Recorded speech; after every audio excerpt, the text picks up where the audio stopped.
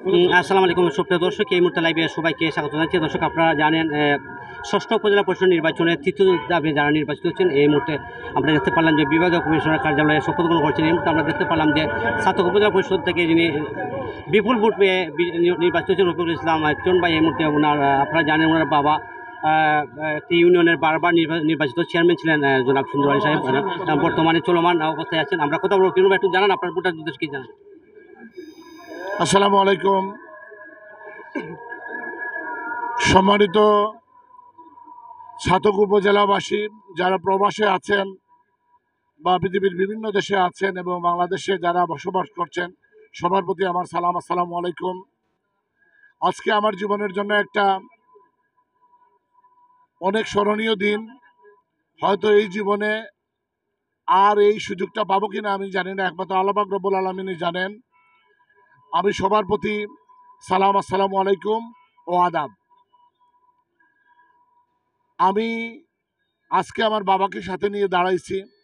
আমার বাবা গোবিন্দগঞ্জ সৈদরগাঁও ইউনিয়নের বর্তমান চেয়ারম্যান, আর আমি ছাতক উপজেলার আজকে শপথ নিলাম ছাতক উপজেলা পরিষদের চেয়ারম্যান। তো এটা আমাদের পরিবারের জন্য একটা গৌরবের বিষয়। বিশেষ করে আমার বক্তব্যের শুরুতেই আমি স্মরণ করছি হাজার বছরের শ্রেষ্ঠ বাঙালি, বাঙালির জনক, জাতির জনক বঙ্গবন্ধু শেখ মুজিবুর রহমানকে আমি শ্রদ্ধার সাথে স্মরণ করছি। 15ই আগস্ট যারা বঙ্গবন্ধুর পরিবারে যারা সপরিবারে নিহত হয়েছিলেন তাদেরকে আমি স্মরণ করছি। 3রা নভেম্বর যারা জেলের মধ্যেই জাতীয় চার নেতা মৃত্যুবরণ করেছেন তাদের প্রতি আমি শ্রদ্ধার সাথে স্মরণ করি। যারা এই লাল সবুজের পতাকা এনে দিয়েছিলেন আমাদেরকে, সেই মুক্তিযোদ্ধাদেরকে আমি কৃতজ্ঞতা জানাচ্ছি। আমাদের ছাতকদারা বাজারের গণমানুষের নেতা, আমাদের প্রিয়, আমাদের রাজনৈতিক অভিভাবক জননেতা মুজিবুর রহমান মানিক এমপি মহোদয়কে আমি কৃতজ্ঞতা জানাচ্ছি। আমি যে দলে শিশু ছিলাম সেই দল থেকে যে ছাত্রলীগ আওয়ামী পরিবারকে যারা আমার জন্য কষ্ট করেছেন তাদের প্রতি আমি কৃতজ্ঞতা জানাচ্ছি। ছাতক উপজেলাবাসীকে যারা আমাকে কালীন সময়ে নির্বাচনে সার্বিকভাবে সহযোগিতা করেছেন তাদেরকে আমি কৃতজ্ঞতা জানাচ্ছি। প্রবাসীদেরকে যারা আমার স্বজনরা আছেন তারা এই প্রবাসী থেকেও দিন রাত্রি পরিশ্রম করে আমাকে সাহায্য করেছেন, আমাকে অর্থ দিয়েও সাহায্য করেছেন, তাদেরকে আমি কৃতজ্ঞতা জানাচ্ছি। যারা সিলেটের বাহিরে আমার স্বজনরা আছেন তারা আমাকে সব সময় আমার খবর নিয়েছেন, নির্বাচনকালীন সময়ে আমাকে সাহায্য করেছেন, সর্বোপরি তাদের। গত 29শে মের আগে আমি একজন সাধারণ মানুষ ছিলাম। আমার প্রতি মানুষের কোনো চাওয়া বা পাওয়ার কোনো কিছু ছিল না। আজকে শপথের মধ্যে দিয়েই আমি একটা গুরু দায়িত্ব হাতে নিলাম।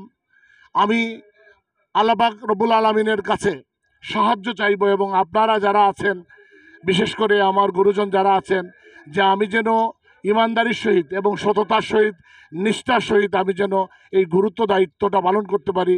ছাতকে 3,14,000 ভোটার এবং প্রায় 7 লক্ষ মানুষ, সেই উপজেলাকে আপনার সুন্দর সুশৃঙ্খলভাবে কীভাবে সবার ঘরে ঘরে উপজেলা পরিষদের সেবাটা পৌঁছে দিতে পারে সেই প্রত্যাশা কামনা করছি।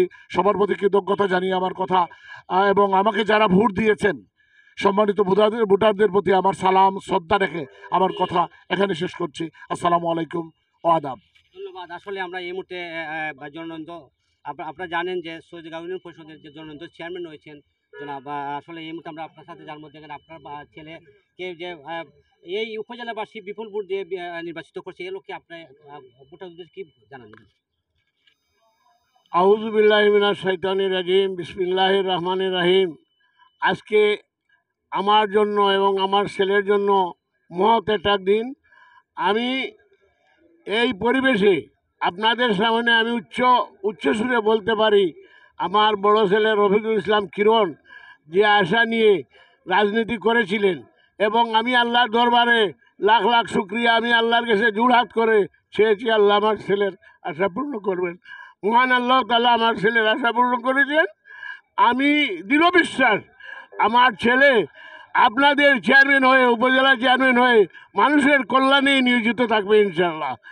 আর আমি ধন্যবাদ জানাই আমার ছাতক উপজেলাবাসী ভোটার মা বোন এবং ভোটারদেরকে, এবং বাংলাদেশের এবং সাধক উপজেলার যারা দেশে বিদেশে থাকেন সবাই সাহায্য করেছেন এবং সুপারিশ করেছেন।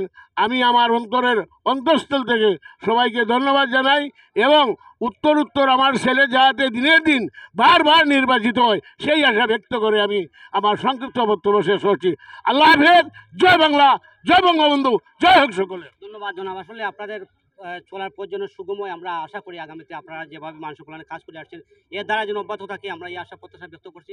এই আশা প্রত্যাশায় আপনার কাছে সমাপ্তি। আসসালামু আলাইকুম। জানান আপনার আউযুবিল্লাহি মিনাশ শাইতানির রাজিম, বিসমিল্লাহির রহমানির রহিম। প্রথমেই ধন্যবাদ জানাই সাধক উপজেলাবাসীকে, কারণ ষষ্ঠ উপজেলা নির্বাচনে 29শে মে যে নির্বাচন হয় সেই নির্বাচনে আমি প্রার্থী ছিলাম, কিন্তু যখন 2 তারিখেই নমিনেশনের লাস্ট ডেট ছিল সেদিনই আমি জানতে পারি আমি বিনা প্রতিদ্বন্দ্বিতায় নির্বাচিত হয়েছি। আমি আমার সাধক উপজেলাবাসী সহ দেশ বিদেশে অবস্থানরত সবার প্রতি আন্তরিক অভিনন্দন, মুবারকবাদ জানাই। আজ থেকে আমাদের যে নতুন পথ চলা এবং উপজেলা পরিষদের 5 বছরের জন্য আমরা দায়িত্ব নিলাম, সেই দায়িত্ব যেন সুষ্ঠু এবং সুন্দরভাবে পালন করতে পারি সেই আশা প্রত্যাশা ব্যক্ত করি। এবং আবারও সাধক উপজেলাবাসীর প্রতি আমার আবেদন রইল, আপনারা আমাদের জন্য দোয়া করবেন, আপনারা যেন আপনাদের পাশে থেকে যতটুকু সাহায্য সহযোগিতা লাগে সব কিছু করতে পারি, এই আশা প্রত্যাশা ব্যক্ত করে আমি আমার বক্তব্য শেষ করলাম। জয় বাংলা, জয়।